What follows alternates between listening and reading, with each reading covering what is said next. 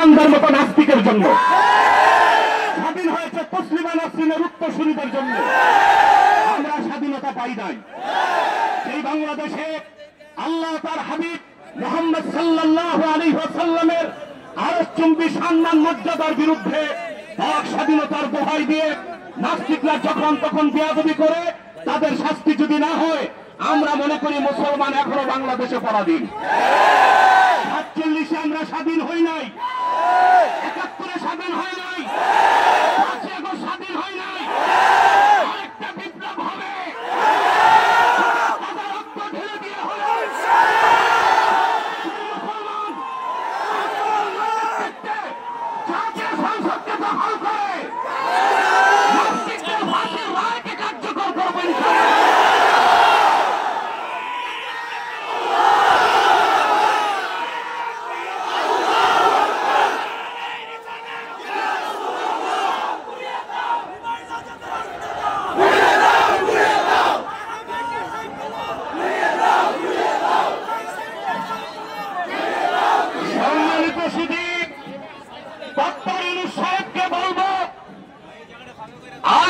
ইসলামের বিরোধিতার কারণে, নাস্তিক আর ব্লগারদের প্রশ্রয় দেওয়ার কারণে শাহরিয়ার কবির, মুনতাসির মামুন ওইসব নাস্তিকদেরকে প্রশ্রয় দিয়েছিল হাসিনা, ক্ষমতায় থাকতে পারে নাই।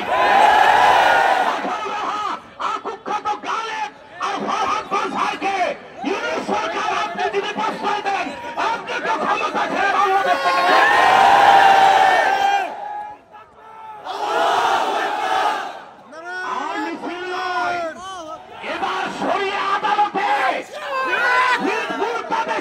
ফাঁসি নিজ হাতে আমরা কার্যকর করব।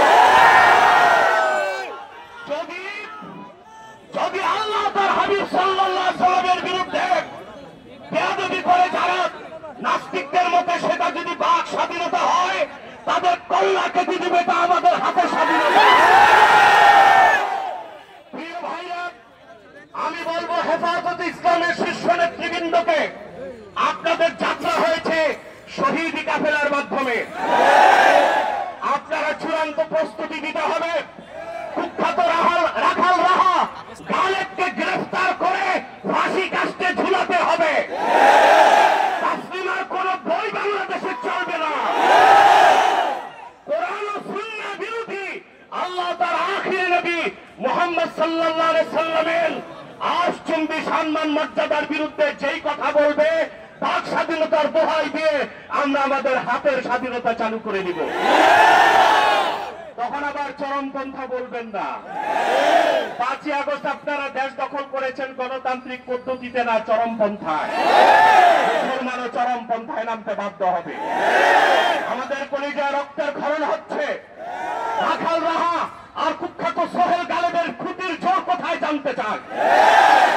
এবার আমি বলছি একটি কথা, সকল মাযহাবের ইমামগণ একমত।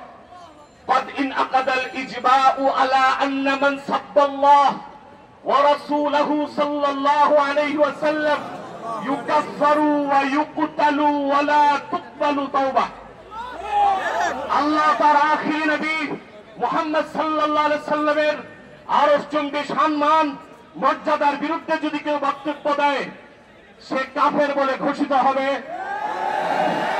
আর তার একমাত্র শাস্তি মৃত্যুদণ্ড, তার তওবা গ্রহণ করা।